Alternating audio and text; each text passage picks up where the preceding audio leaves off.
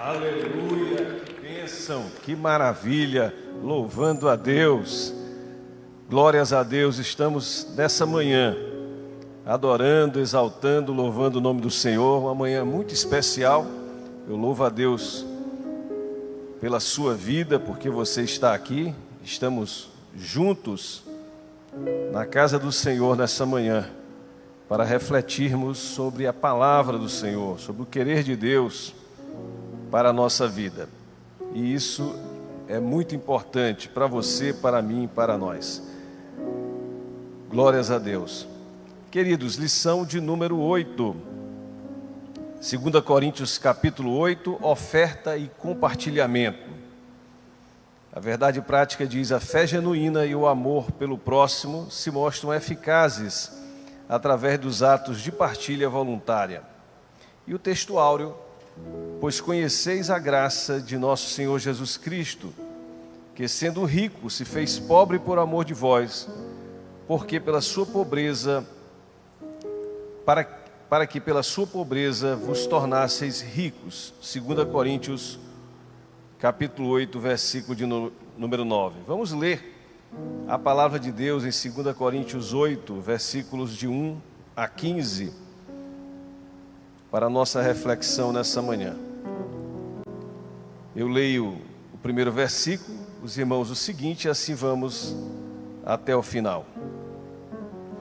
Diz a palavra de Deus: também, irmãos, vos fazemos conhecer a graça de Deus concedida às igrejas da Macedônia, todos.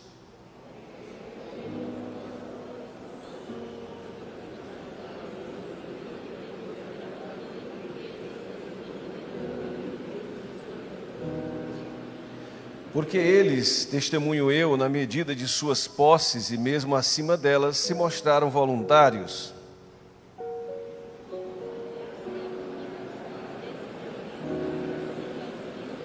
E não somente fizeram como nós esperávamos, mas também deram-se a si mesmos, primeiro ao Senhor, depois a nós, pela vontade de Deus.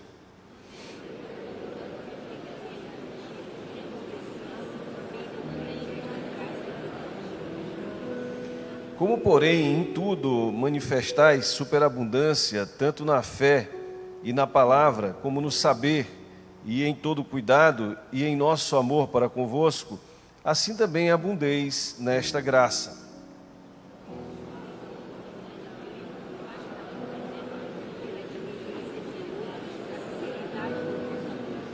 Pois conheceis a graça de nosso Senhor Jesus Cristo, que sendo rico se fez pobre por amor de vós, para que pela sua pobreza vos tornasseis ricos.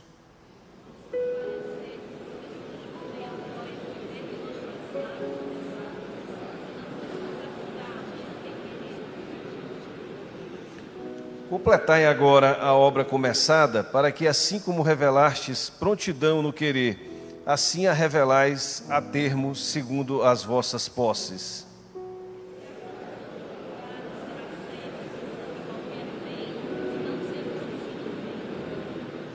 Porque não é para que os outros tenham alívio e vós sobrecarga, mas para que haja igualdade.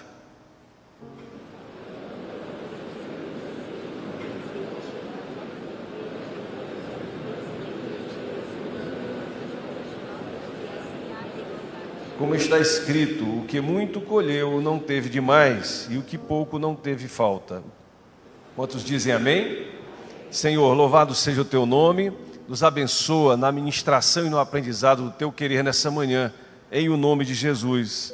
Amém e graças a Deus. Podeis assentar, queridos. Glórias a Deus. Que bênção. Versículo 11 diz: completei agora a obra começada, para que assim como revelastes prontidão no querer, assim a leveis a termo, segundo as vossas posses. Bem, queridos, essa lição, essa revista, esse tema, e hoje falando sobre oferta e compartilhamento, são temas muito importantes para todos nós. E quando vemos Paulo levando nesse capítulo essa mensagem, vemos ele já tendo recebido notícias sobre o arrependimento daquela igreja de Corinto, a mudança que o Senhor tinha manifestado no coração deles e eles estavam arrependidos, Paulo então começa a exortá-los a respeito da prática cristã, legando-os exemplos e mostrando o que eles deveriam fazer de importante na completude da obra de Deus em suas vidas. Eu, quando leio esse texto, eu fico refletindo na repetição dessa palavra graça, né? Ela está no versículo 1, no versículo 4, no versículo 6, no versículo 7, no versículo 9, no versículo de número 19, desse mesmo capítulo. Um favor imerecido. É como se a ação daquele povo fosse esperada como um favor imerecido para a igreja da Judéia. O que Paulo estava querendo era que eles realmente fizessem uma oferta no sentido de ajudar os irmãos necessitados e carentes da Judéia. Aquela igreja de Corinto era uma igreja mais abastada, a igreja da Judéia era a igreja mais carente, no meio termo estava a igreja da Macedônia. A igreja da Macedônia era uma igreja relativamente pobre, mas não paupérrima como a igreja da Judéia. A Judéia estava passando por uma crise muito grande. E Paulo estava então exortando os irmãos para que eles realmente ajudassem os queridos irmãos da Judéia nessa prática da caridade, na prática do amor.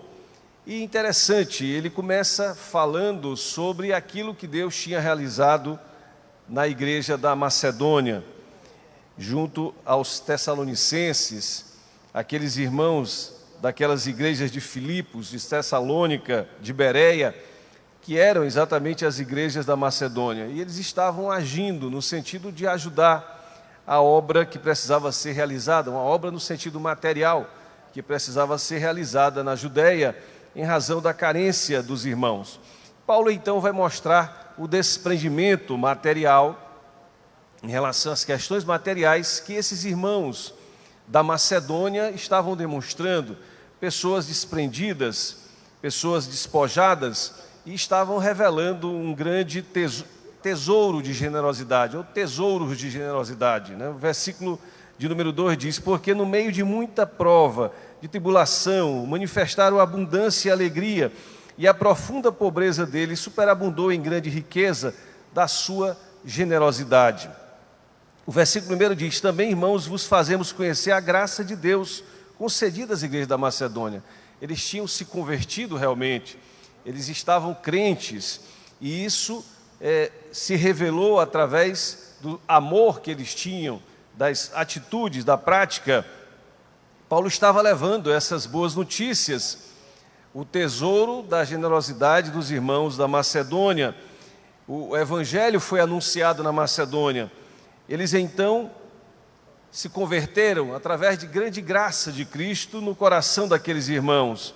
E Paulo então estava mostrando para eles, dando esse testemunho do que Deus estava fazendo maravilhosamente ali na Macedônia, em que a fé genuína foi manifestada por aqueles irmãos. Mas Paulo estava dizendo: olha, eles se converteram, a graça abundou em suas vidas, eles se tornaram crentes, mas eles também estão fazendo algo inesperado, em um certo sentido, porque mesmo pobres, eles estão realizando ofertas, estão querendo ajudar os irmãos que ainda estão passando mais necessidade do que eles. Paulo vai ressaltar, ele vai louvar a atitude desses irmãos de Tessalônica, por exemplo, no capítulo 1 da Epístola aos Tessalonicenses. Paulo diz assim: com efeito, vos tornaste, Paulo está falando aos Tessalonicenses, a esses irmãos da Macedônia, com efeito vos tornastes imitadores nossos e do Senhor, tendo recebido a palavra, posto que em meio de muita tribulação, com a alegria do Espírito Santo, de sorte que vos tornastes o modelo para todos os crentes na Macedônia e na Acaia. A Acaia era onde estava Corinto. Porque de vós repercutiu a palavra do Senhor, não só na Macedônia e Acaia, mas também por toda parte. Se divulgou a vossa fé para com Deus, a tal ponto de não termos necessidade de acrescentar coisa alguma. Paulo estava ressaltando o caráter dos macedônios, a obra coletiva realizada naquela igreja, sobretudo em Tessalônica, que ele está ressaltando aqui. Ele já tinha também falado de Bereia, do interesse pela palavra de Deus, e ele então continua mencionando a adoção por esses irmãos dos valores que estão expressos no Evangelho, valores que devem ser praticados, devem ser vividos. Ele então mostra que mesmo na pobreza, mesmo na dificuldade, mesmo com prova, mesmo com profunda pobreza, a expressão que ele usa é essa, profunda pobreza, está no versículo 2, eles estavam querendo ajudar aqueles que ainda estavam em mais necessidade do que eles. Claro, Paulo tinha um propósito, ele queria estimular os irmãos, os coríntios, a serem também generosos e a praticarem esse amor para com os irmãos da Judéia. Mas ele estava ensinando-os como isso deveria ser feito. Essa iniciativa era semelhante àquela que os irmãos da Macedônia estavam fazendo. No versículo 4, Paulo diz: pedindo-nos com muitos rogos a graça de participarem da assistência dos santos. Olhem só, queridos, que tremendo essa expressão graça. Os macedônios, eles estavam pedindo com muitos rogos, insistentemente, que pudessem então participar da assistência dos santos na Judéia. Eles estavam insistindo e considerando isso uma graça, considerando isso um favor imerecido, poderem ajudar os irmãos que estavam ainda mais carentes do que eles. Isso realmente é muito comovente, ensinando a partilha, ensinando a partilhar dentro dessa compaixão íntima, mostrando realmente um nível de compromisso, de comprometimento, o que mostra que somente através da graça recebida, desse favor imerecido recebido de Jesus Cristo, eles poderiam estar imbuídos desse amor e dessa ação em favor daqueles que estavam na Judéia. Que coisa tremenda, eles estavam querendo participar realmente, insistindo. Talvez Paulo tivesse dito a eles: vocês estão muito necessitados, mas eles não, nós queremos ajudar, eles estão ainda mais necessitados do que nós. Então fica, queridos, essa lição que a igreja de Tessalônica estava dando para os coríntios. E quando nós lemos essas escrituras, nós vemos Paulo dizer: olha, eles deram-se primeiro ao Senhor, depois a nós, pela vontade de Deus. Primeiro eles se entregaram a Cristo, se converteram e se submeteram ao pastorado de Paulo, algo que a igreja de Corinto tinha uma certa dificuldade de se submeter à liderança, mas a igreja de Tessalônica tinha feito isso. E após fazerem isso, entregarem-se a Jesus e se submeterem ao pastorado de Paulo, eles estavam dispostos também a ajudar aqueles que estavam necessitados. Há uma força desse exemplo da igreja de Tessalônica, da igreja da Macedônia, a força do exemplo da empatia que nós vemos nessas escrituras. Paulo diz no versículo 7 do capítulo 8: como porém em tudo manifestais superabundância, tanto na fé e na palavra, como no saber e em todo o cuidado, e em nosso amor para convosco, assim também abundeis nesta graça. Paulo está dizendo: olha, eles demonstraram exatamente isso, Eles demonstraram conversão, obediência e graça nas suas ofertas. Nós já falamos sobre isso, E isso vai ser explicado mais ainda no próximo domingo, que há graça no ofertar. Nós ofertamos despojadamente, sem esperar absolutamente nada em troca. É isso que imbui a ação daqueles que ofertam. E aqui uma empatia, se colocando no lugar dos outros. Estão ainda mais necessitados do que nós.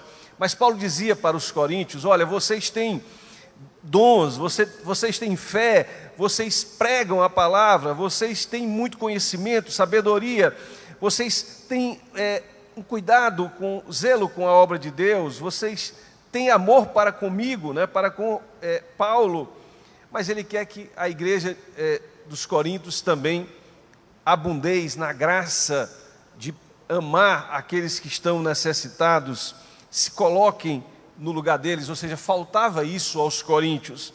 Eles precisavam então considerar essa carência nas suas ações, na sua prática, e ter esse nível de comprometimento, fazendo realmente essa obra sem presunção de vaidade, sem realmente esperar nada em troca. Paulo estava fazendo esse convite, essa proposta aos coríntios, para que eles de fato fizessem essa coleta. E no versículo 8 nós observamos: para provar pela diligência de outros a sinceridade do vosso amor. Nós entramos exatamente nesse ponto, falamos sobre desprendimento, despojamento, mas coletivo da igreja de Tessalônica, e de que a igreja de Corinto tinha muitos dons, mas precisava também desse dom, o dom de expressar o seu amor, pensando nas dificuldades que os outros estão passando. E Paulo agora vem falar sobre gesto sincero, vem falar sobre amor, sobre igualdade, e para isso ele traz exatamente o testemunho de Cristo. E isso é muito importante. Aquele que Paulo imitava e que se colocava ele próprio para ser imitado pela sua entrega, né? Paulo, nessa epístola, vai falar sobre fome, sobre suas dificuldades, sobre as dificuldades no vestir, de se alimentar, tantas lutas que ele estava passando pelos próprios coríntios, pela fé que eles precisavam ter aumentada, por uma vida ainda mais transformada na presença de Deus. E aí chegamos no texto áureo da lição, que diz, no versículo de número 9: pois conheceis a graça de nosso Senhor Jesus Cristo, que sendo rico se fez pobre por amor de vós, para que pela sua pobreza vos tornasseis ricos. Ricos dos bens espirituais, ricos da presença de Deus, ricos do amor de Deus, da certeza da salvação, de ter um passaporte para a vida eterna, de sermos realmente de Cristo, termos a marca do sangue do Cordeiro na nossa vida, toda a riqueza espiritual, a vitória espiritual conquistada em Cristo na cruz do Calvário. E aqui há uma remessa da mensagem. Nós falamos inclusive na ceia, 1 Coríntios 1, 18, 20, sobre o poder da mensagem da cruz. A mensagem da cruz, ela é poder para aqueles que acreditam, ela é transformação, ela é vida nova, nos transforma em nova criatura, nos transforma em pessoas que agem diferentes, que são diferentes, que têm propósitos diferentes, que têm objetivos diferentes, que se posicionam de uma maneira diferente.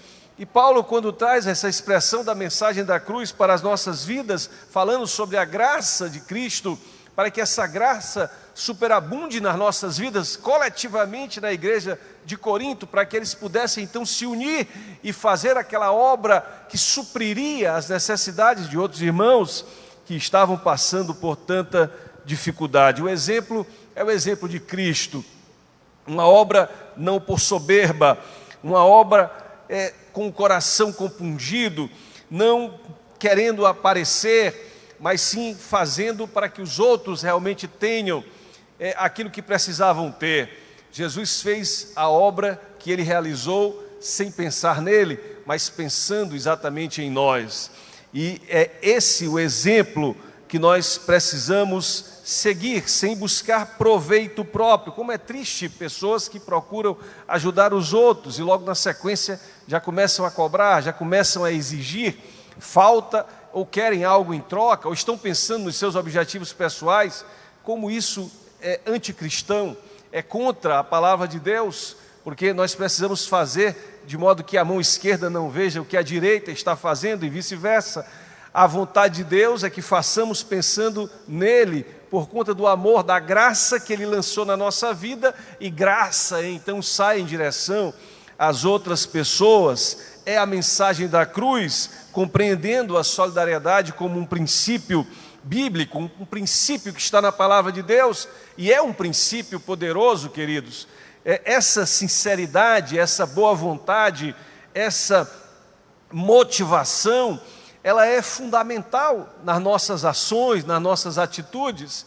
Aqui na revista, o comentarista, com muita propriedade, nos traz o exemplo de Cornélio, e eu gostaria de ler, está em Atos capítulo 10, 31, e disse: Cornélio, isso é Deus se referindo a Cornélio, né? E disse: Cornélio, a tua oração foi ouvida e as tuas esmolas lembradas na presença de Deus. Queridos, isso é muito forte, porque quando Cornélio foi ouvido, foi antes mesmo dele converter o seu coração a Deus, a Cristo, antes mesmo dele aceitar ao Senhor, o que mostra as dádivas de Deus sobre a vida daqueles que são despojados, que fazem realmente algo despojadamente. Por isso o Senhor manifestou o seu plano de salvação na vida daquele homem, mas há o registro na Bíblia Sagrada de que essas esmolas, ofertas, essas dádivas, esse pensamento e agir, essa prática em favor daqueles que necessitam, elas são lembradas na presença de Deus. Isso é poderoso, isso é forte, para que nós possamos então entender a necessidade de uma prática. Nós precisamos de fé, mas a fé sem obras, ela é morta, e assim a nossa ação, ela é motivada por Deus, sem esperar nada em troca. Queridos, nós temos os exemplos aqui de Paulo, os exemplos de Tito, de Timóteo, de Pedro, de tantos homens de Deus. Pelas epístolas nós observamos essas ações, mas nós não precisamos ir muito longe, né? A prática da igreja nos dias atuais, dos nossos pastores, dos nossos líderes, o que eles nos movimentam a fazer, daqueles que fundaram essa igreja, né? Que se nós lemos, nós começamos a nos alegrar no Espírito Santo, mas muitas vezes nós choramos. Queridos, é muito importante sempre relembrar esses exemplos. Nós relembramos, por exemplo, de Gunnar Wing, Daniel Berg, o que eles fizeram, saindo lá dos Estados Unidos, né, onde eles tinham, em princípio, antes, Gunnar Wing tinha sido pastor de uma igreja batista. Ele estava ali, ele tinha um futuro ministerial ali naquele país. Daniel Berg era um homem que estava trabalhando, já tinha também recursos, estavam na terra da prosperidade, mas eles abandonaram tudo e vieram para cá. Vieram para o Brasil, e quando chegaram, quando lemos as obras que eles escrevem, nós vemos a situação. Eram leprosos e mais leprosos, pessoas e mais pessoas com febre amarela andando pelas ruas. Daniel Berg fala que muitas das pessoas que vieram com eles no navio morreram já precocemente naquele tempo, em razão de todas aquelas mazelas e dificuldades. Eles doaram a sua própria vida. Diz a história de Daniel Berg, por exemplo, que ele era um funileiro, estava trabalhando em Belém, numa funilaria, era um tipo de torneiro, acho, um profissional. Ele mesmo registra no livro, ganhava muito bem, porque a mão de obra aqui era escassa nesse sentido. Ele registra no seu livro, ele arrumou esse emprego aqui no Brasil, mas de repente ele disse: eu quero viver para fazer essa obra. E o que diz a história é que ele saía com as Bíblias na cabeça e ia até Bragança, a pé, levando malas de Bíblias, evangelizando as pessoas. E uma grande parte dessas igrejas que existe entre Belém e Bragança foi fundada por esse missionário. Quando nós lemos no livro dele, ele diz exatamente isso. Ele fala o nome das pessoas, das famílias que foram aceitando a Cristo e assim foram entregando a sua vida, fundando as igrejas aqui até Bragança, e em Bragança, e até depois, e nas ilhas do Marajó, entregando a sua vida, doando a sua vida e tudo aquilo que eles tinham por amor às pessoas. Esses exemplos, eles nos chegam e mostram o despojamento, a motivação aceita por Deus, o vigor, a efetividade das atitudes, daquilo que realizamos na nossa vida, a eficácia, porque o Senhor aceita quando há motivação correta, quando nós estamos motivados, e aí vai ser aceita. É o versículo, porque se há boa vontade, se há motivação, será aceita conforme o que o homem tem e não segundo o que ele não tem. Ou seja, Deus nem quer mais do que nós podemos fazer ou temos. Ele já nos deu, nós já temos condições e fazemos de acordo com as nossas necessidades, de acordo com as nossas possibilidades. Ele não exige mais do que Ele mesmo nos dá, daquilo que nós temos ou podemos fazer, mas não podemos ter de modo algum indiferença com as necessidades e as dificuldades que as pessoas estão passando. E certamente essa partilha, ela gera igualdade, e gera igualdade em dois sentidos. Esse versículo de número 14, assim, de modo que a abundância daqueles venha suprir a vossa falta, e assim haja igualdade. Uma vez eu estava numa cidade distante, e ali nós tínhamos, como temos em Belém, um trabalho de ação social, e as pessoas davam cestas básicas, como nós também damos, e num determinado dia, quando nós estávamos ali fazendo junto àquela distribuição, levando cestas básicas, naquela reunião chega uma irmã que, em princípio, era uma ajudadora daquela missão. E eu fiquei muito admirado, né, porque até então ela ajudava muito, mas ela estava ali para receber uma cesta básica. E ela disse: irmão, eu fiquei desempregada, estou passando por uma necessidade muito grande. E ali naquele dia ela recebeu aquela cesta. Logo depois, alguns meses depois, ela novamente conseguiu um emprego e passou a ser ajudadora daquela missão novamente. Mas, queridos, essa é uma igualdade, é um tipo de igualdade em que nós entendemos a importância da obra de Deus e desse princípio de solidariedade. Mas isso é material, mas é também espiritual. Sermos e podermos ser cuidados por Deus em qualquer circunstância e em qualquer situação. Mas quando nós lemos Romanos, por exemplo, 15, 25, diz assim: isto lhes pareceu bem, o mesmo lhes são devedores, porque se os gentios têm sido participantes dos valores espirituais dos judeus, devem também servi-los com bens materiais. Depois, mais na frente, Paulo vai explicar a respeito já de Tessalonicenses e Coríntios e da igreja, da importância da oração daqueles que são necessitados e trazem um equilíbrio de bênção na nossa vida. Porque aqueles que estão em necessidade e recebem, esses suprem em oração pedidos espirituais em favor daqueles que estão lhes ajudando. E assim nós recebemos bênção. Há um equilíbrio espiritual, um equilíbrio material. E Deus então abençoa todo o seu povo com bens espirituais e bens materiais. Quanto dizem glória a Deus? É um equilíbrio material, um equilíbrio espiritual, e isso é muito importante para as nossas vidas.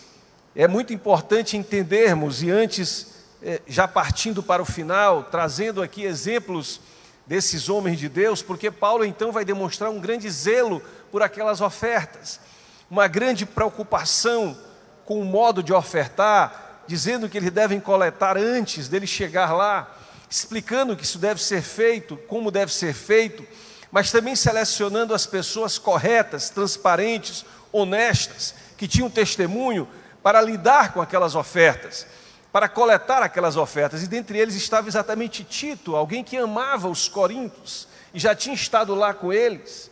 E então Tito estava sendo escalado e Paulo vinha mostrar a sua preocupação. Versículo 21 diz: pois o que nos preocupa é procedermos honestamente, não só perante o Senhor, como também diante de homens. Isso está no versículo de número 21, mas no versículo 16 Paulo diz: porque atendeu ao nosso apelo e, mostrando-se mais cuidadoso, partiu voluntariamente para vós outros. A partida de Tito, Paulo então vai elogiar a Tito, vai elogiar outros dois irmãos que também vão trabalhar nesse sentido. Paulo vai mostrar o zelo, a transparência, a isenção, o cuidado, o denodo desses irmãos, a entrega deles, e que eles mereciam toda a confiança.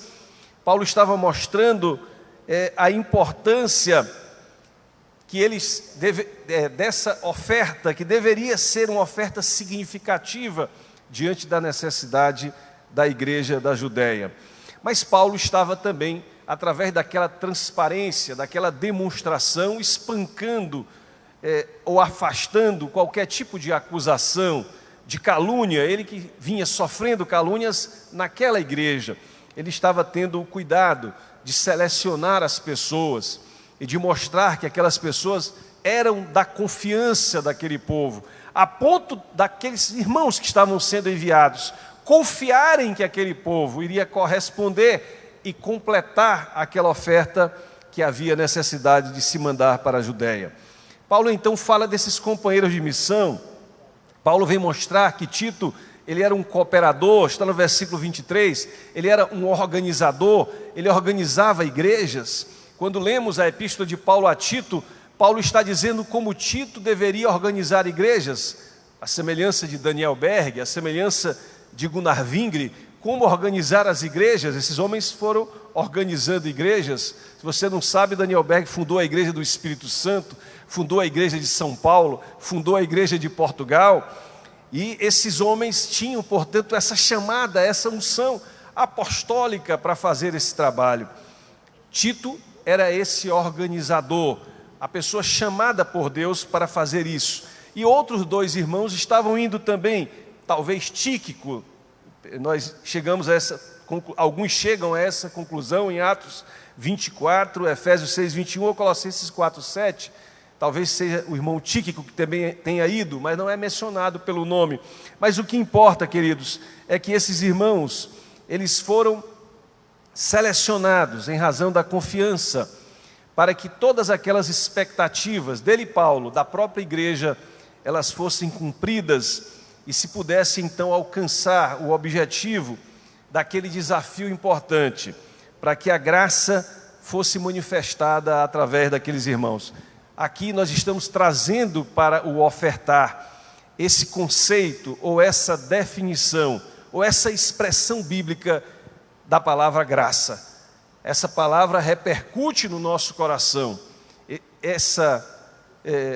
esse favor de Deus reflete no nosso coração, na nossa vida, em todas as direções, e nós então agimos no sentido de fazer o melhor. E aí Paulo estava dando testemunho.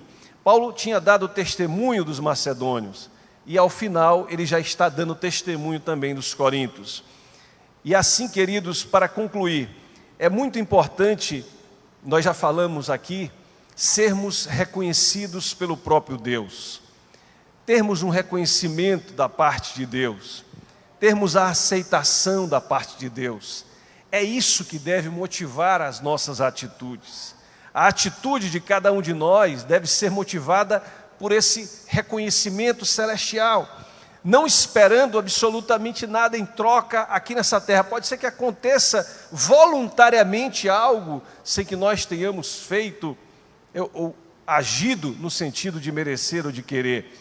Pode ser que venha algum tipo de reconhecimento, mas não é isso que é esperado por nós. Nós não esperamos aqui esse reconhecimento, mas nós esperamos um reconhecimento celestial. E que bênção, queridos, um reconhecimento coletivo. Paulo estava reconhecendo coletivamente aquela igreja, e o Senhor também reconhece coletivamente. Os céus, portanto, foram abertos para Cornélio. Os céus devem estar abertos em relação a nós. Os céus abertos às orações desses homens, de Paulo, de Daniel Berg, de Gunnar Vingre, eram orações em favor dos outros, orações em favor de você, de nós. E assim nós devemos fazer com as nossas vidas, entregar a Cristo as nossas vidas, sermos dirigidos por Ele, estarmos submetidos a uma autoridade espiritual e fazermos o melhor para Deus. E o que vai estar aberto? Os céus. Os céus vão estar abertos para aqueles que agem voluntariamente, motivados em glorificar o nome do Senhor. Quanto dizem amém?